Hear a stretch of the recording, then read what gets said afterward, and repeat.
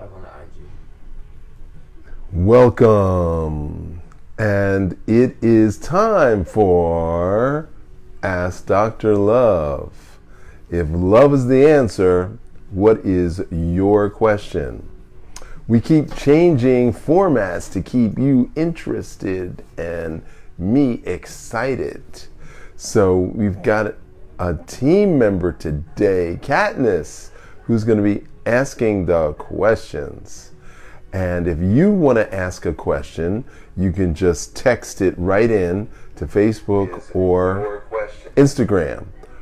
Or you can text at Ask Dr. Love to 81010. So I'm going to say that again because I talk fast sometimes. If you want to have a question asked on your phone, text at Ask Dr. Love to 81010. And then you'll get a reply and then you can ask your question.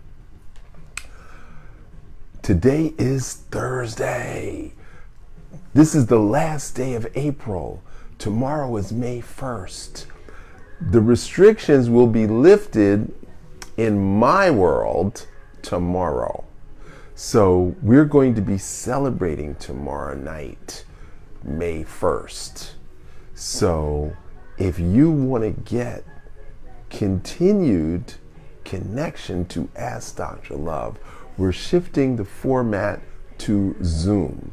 So if you're watching right now, then you're going to have to send us your email so we can send you the link to Zoom.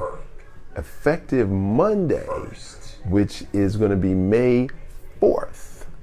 Okay? So Friday's May 1st, Saturday, Sunday, 2nd, 3rd. Monday, May 4th, we're going to be on Zoom. Ask Dr. Love is going to be on Zoom, and you'll get a chance to ask your questions in person, on camera, or off camera, whichever you prefer. So our objective today for Ask Dr. Love is what happens when I've completed the 21 days to wellness. Then what? It's the first day of the rest of your life. That's what happens. So I want to talk about food pollution and what's your solution. Now we know that the air is polluted, the water is polluted, the soil is polluted, which means your food is polluted. So unfortunately, we have fast food chains who put together guidelines for growing lettuce, for growing potatoes, for chicken, and whatever they sell in a fast food restaurant. These major chains have guidelines for farmers, which means that if a farmer ever wants to sell anything to a fast food chain, he's got to get this big book, 500 pages long, with the guidelines. Now, you don't eat fast food. You wouldn't be caught dead in a fast food restaurant. However, they make the rules for all the farmers, not just the farmers who sell the fast food. So your lettuce is contaminated the way fast food is contaminated, and your potatoes are contaminated the same way French fries are contaminated in fast food restaurants. So food pollution, what's your solution? It's not enough to not eat in fast food restaurants. You can't eat anything that is sold in a fast food restaurant. So that means no beef, no pork, no chicken, no French fries, no white bread, no flour, no cookies, no crackers, no chips. Anything that's sold in a fast food restaurant is contaminated by the food processing that delivers it. So all that stuff is off your list. So I've been hearing the same thing for 25 years. What the hell, Dr. Love? What am I supposed to eat now? Because everything I like is on that list. Well, fruits and salads that they don't sell in fast food restaurants.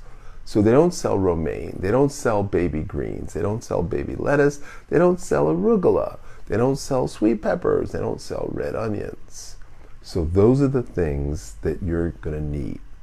So when I say I recommend 50% raw, there's a reason why.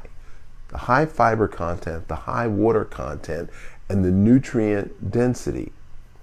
Well, some people are going to call me on the phone and they say, but Dr. Love, there's not enough nutrients in the soil because the government forces the farmers to use NPK as fertilizer. What's NPK, you might ask? Nitrogen, phosphorus, and potassium. So humans need 22 minerals. The government says you only need 3 for the fertilizer. So that means human beings are deficient in 19 minerals. How are you going to get those minerals? Well, you're going to have to take food supplements, nutritional supplements, herbal supplements. You're going to have to find a way to take vitamins and minerals to supplement what you are eating, because if the nutrients are not in the soil, then they're clearly not in the food. Is that interesting? Absolutely. Okay, so what are you going to do? So you could grow sprouts. So Monday, we're going to have a list of all the things you can sprout in your kitchen. But I gave you a short list yesterday: chickpea sprouts, mung bean sprouts, broccoli sprouts, radish sprouts, onion sprouts. Those are things you can buy the seeds and you can sprout them yourself. Now, what if you have celery? You cut the celery off and plant the bottom of the celery stalk. You're going to get new celery come out of it. What if you have romaine lettuce? You cut the top, plant the bottom of the romaine lettuce stalk, new romaine lettuce will grow out of it. Same thing with onions. You can cut the top of the onions, plant that, and you can get onions. Same thing with radishes. And I could go on and on and on. We'll come up with a chart for you. But the issue is you have to get window boxes. You have to get grow boxes. You can even buy grow bags that are 4 feet by 4 feet. You can buy topsoil and you can grow your own food. If you have a balcony, you can get a 55-gallon drum and fill that up with topsoil, and you can grow on your balcony. So there's many different ways you can grow your own food. Okay, Dr. Love, yeah, I heard all that, but like I'm a rice and beans guy. Okay, you can't grow your own rice. Kind of difficult to grow your own beans. Not completely, but you could. So you're going to have to buy rice and beans. They store, and they are nutrient dense and calorie dense. So rice and beans you got to buy. But everything else, you can grow sweet peppers, you can grow onions, you can grow tomatoes, you can grow cucumbers. All these things you can grow. Snap beans, string beans, you can grow all that in a grow box, window box, 55-gallon drum. You can. Now, is it energy efficient? Of course it's energy efficient, because you don't need electricity. You got sun, you got air, you got water. Yeah, it's energy efficient. But I like bread and milk. Well, we have substitutes for milk. We have substitutes for bread. And I promised you guys we were going to do something for flax crackers. So we're going to do that tomorrow. We're going to make the flax crackers tonight, and then we'll show you how to make it tomorrow. Now, what other things can we do as a meat substitute but I like chicken, but I like burgers. Well, let me tell you, do not use any of these pea protein thingies. They add more chemicals than you really want. So you might have heard that soy products are good. You might have heard soy products are bad. The issue is fermented soy is A-OK. So what is fermented soy? It's tofu, tempeh, miso, and soy sauce. Those 4 products are particularly okay. Texturized vegetable protein, which is made from soy products, not okay. But soy sauce, miso, tofu, and tempeh. I prefer tempeh for the texture. You can cube it, slice it, crumble it. You can make tempeh tuna, which I've done for years. You can make tofu tuna. You can take tofu, shape it, wrap it in nori sheets, and bake it so it tastes like fish. It is so versatile. Tofu, tempeh, really, really versatile. And they are fermented, and they do taste good. Another meat substitute is mushrooms, particularly portobello mushrooms. And then we have medicinal mushrooms, which would be oyster mushrooms, shiitake mushrooms, and maitake mushrooms, and king mushrooms. Then we have other medicinal mushrooms that cannot be cooked but have to be dried. We lost the picture over here. That have to be dried and made into a tea. So there's 14 medicinal mushrooms. I recommend 5 because they're easy to get, not that expensive. So mushrooms are a meat substitute as well as fermented tofu and tempeh. Now, one of the other solutions we have is coconut meat.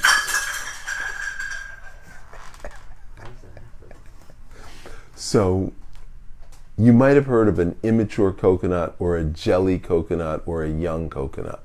So that's a coconut where the flesh is not fully formed. It's kind of slivery and filmy. And so what we do is we take these immature young coconuts, we cut them open, and the flesh is really, really thin. And then we can pan fry them. That means we're not using any oil. We're just using the water from the coconut. And you pan fry them, you cut it in strips. Tastes like bacon, coconut bacon. It's amazing. And then we can get it a little bit thicker, and then we can have baked coconut, and then you can cube coconut and mix it into other dishes.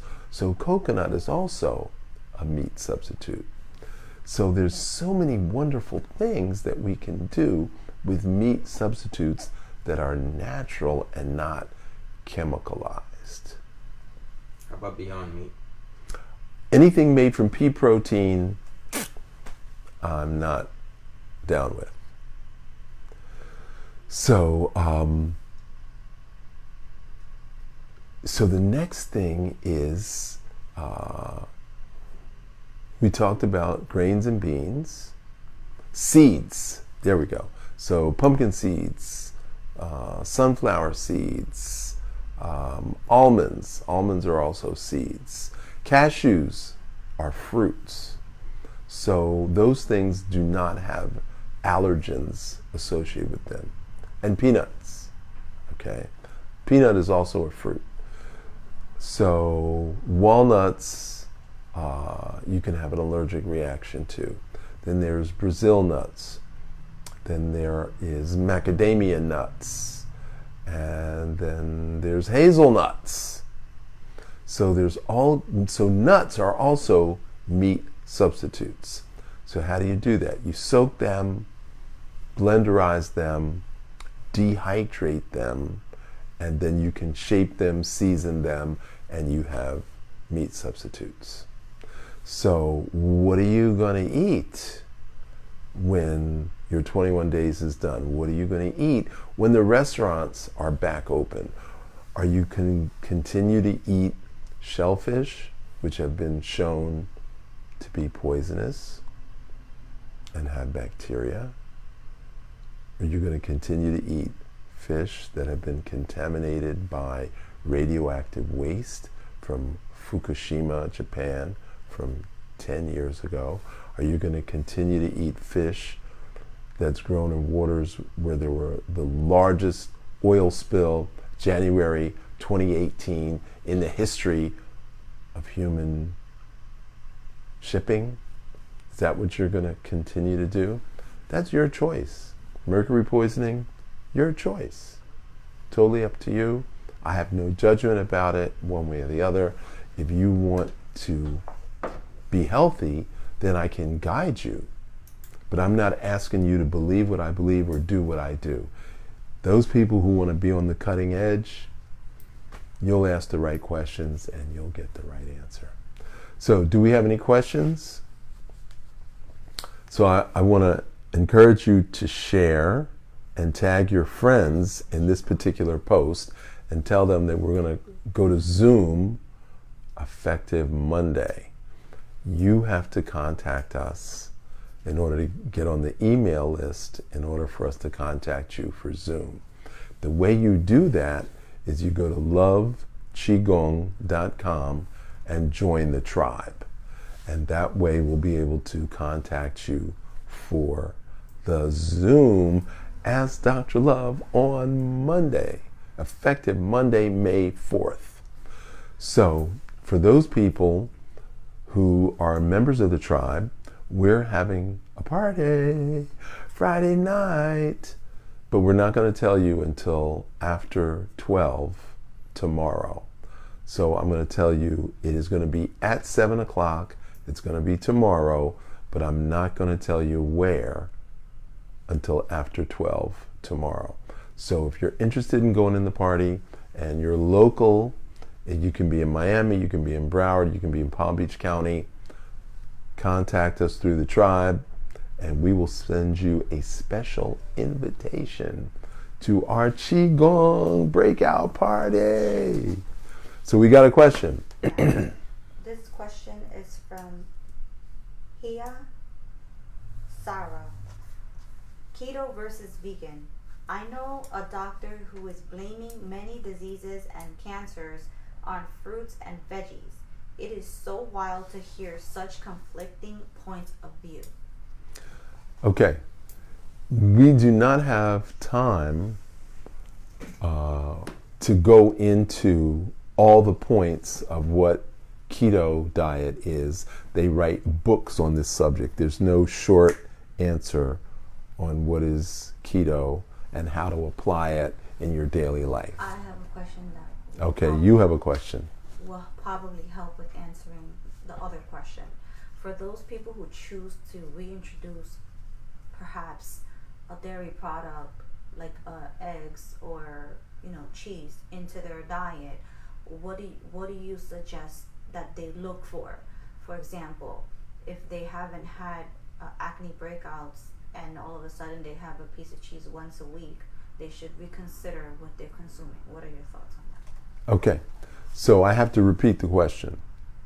So the question is, 21 days is over, you're ready to reintroduce other foods that you've been restricting. What if you introduced eggs or cheese into your diet? How does that affect your health? Is that a fair way to answer that question? Okay, so eggs are animal protein. If you just want the protein, you can separate the yolk from the white of the egg, which is called the albumin. All the protein is in the albumin. So you could separate and just make the egg whites, and you're still in your vegan, non-animal sphere.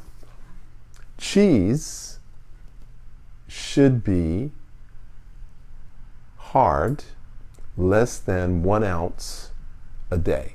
Not the soft cheese, but the hard cheese, 1 ounce a day. is not going to appreciably affect your health in a negative way. But cheese stays so darn good that we go overboard with cheese. We don't know when to stop. So since that's the danger, overconsumption is the danger, we just say no cheese. Because if a little is good, a lot must be way better. We're human beings, and if we like it and we buy it, we're going to eat the whole damn bag. So we do a 21-day detox and then introduce cheese and see how your body feels. So people have told me the back of my hand acts up, the front of my knee acts up. I get something in my throat, I get something in my stomach. I know when I eat the right things. And you should know when you eat the right thing versus the wrong thing. So instead of me telling you what's right and wrong, let your body be the judge. Avoid the food for 21 days and then go back and introduce it a little at a time, and then you can tell. Okay? Now, vegan is a higher standard, it's a stricter standard, and I've not ever had a discussion with a vegan that didn't end up in an argument, because people are strong in their beliefs and short on their knowledge. So we have lacto-vegetarian, we have ovo-vegetarian, we have pescatarian, and then we have, I eat meat occasionally. So I'm really a vegetarian, but I eat meat once in a while. And then we have the vegan, which is the strict. Now, if you're going to be a vegan, you can't have sugar, you can't have honey. And this is where the disagreement comes in, because sugar is bleached and it's filtered through cow bones. And honey is regurgitated bee vomit. Bees are still considered animals. So honey and sugar are not vegan, and we can argue about that till the cows come home. So to my way of thinking, vegan is not healthy because it's unnecessarily restrictive, because you can drink beer and eat French fries and call yourself a vegan. You can eat bread with mayonnaise and call yourself a vegan. And so that's where the problem lies. Now, a brief word about the keto diet. The keto diet supposedly is based upon the ancient diet. The ancient diet was surmised, was assumed, because they found these camps where humans lived 10,000 BC, and they found garbage dumps. And they went through the garbage dumps and they found animal bones. And so they assumed that the majority of what the ancients consumed was animals. However, if they ate vegetables, 10,000 years later, there's no residue of the vegetables or the fruits. And of course, they planted the seeds.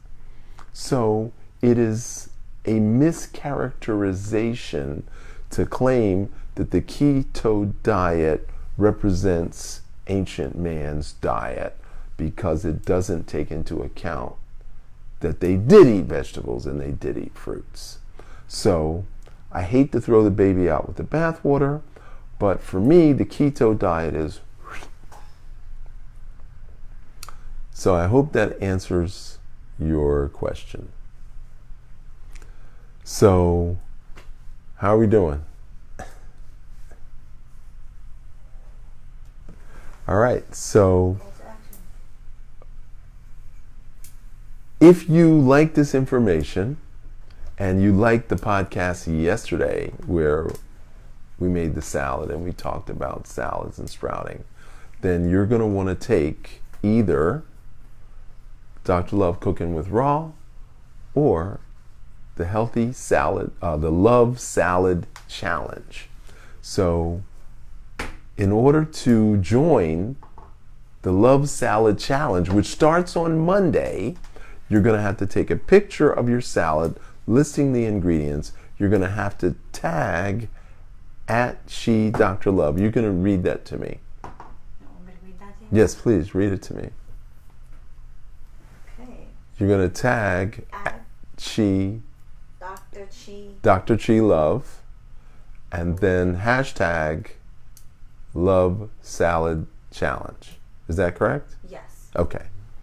So you're going to hashtag Love Salad Challenge, and you're going to tag me, Dr. Chi Love, in your photo. And you're going to have to send that to me from Instagram, Facebook, Twitter. Instagram, Facebook, or Twitter. And then you're going to send me a private message with your email so I can invite you to the Zoom Ask Dr. Love on Monday. Okay, you want to... I can't hear you. Is it too much? Okay, so I need you to wrap this up for me. All right, you got it. I need you to wrap this up for me. Tie it all in a neat little bow. No, just tag out at Dr. Chi Love and hashtag Love Salad Challenge. Yep. That's it. Okay, and if you want to register for the... We don't have that set up yet, so. Okay, so loveqigong.com to become a member of the tribe, and so we can invite you to the Ask Dr. Love Zoom call on Monday. All right. So thanks for watching. Thanks for all your questions. And remember, you can ask your question tomorrow at Ask Dr. Love 81010. All